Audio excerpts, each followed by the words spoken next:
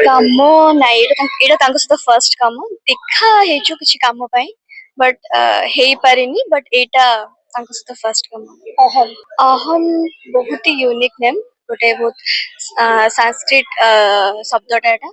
ତ ଆପଣ ମାନେ ଜାଣିବେ ଷ୍ଟୋରି, ଯଦି ମୁଁ ତାର ମିନିଂ ଟା ଆପଣ ମାନଙ୍କୁ କହିଦେବି ତ ଆପଣ ମାନେ ସେଇଟା ଜାଣିଦେବେ ଷ୍ଟୋରି କଣ ଅଛି। ତ ୱେଟ୍ କରନ୍ତୁ ସେଥିପାଇଁ।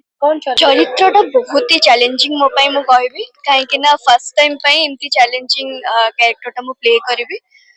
ଯେତିକିଟା ବି ଆପଣ ମୋର କ୍ୟାରେକ୍ଟର ଆପଣ ମାନେ ଦେଖିଥିବେ, ତାଠୁ ତ ବହୁତ ୟୁନିକ୍ କ୍ୟାରେକ୍ଟର। ତ ଆଶା କରିବି ସେ କ୍ୟାରେକ୍ଟର ଆପଣ ମାନଙ୍କୁ ବହୁତ ଭଲ ଲାଗିବ। ତ କଣ କହିବି, ସିଏ ବହୁତ ଭଲ ଆକ୍ଟର ଜଣେ। ଆଣ୍ଡ ଅଫକୋର୍ସ ମୁଁ ବହୁତ ଏକ୍ସାଇଟେଡ ବି ଅଛି। ବହୁତ ସିନିୟର ସିନିୟର ଆର୍ଟିଷ୍ଟ ମାନେ ବି ଅଛନ୍ତି।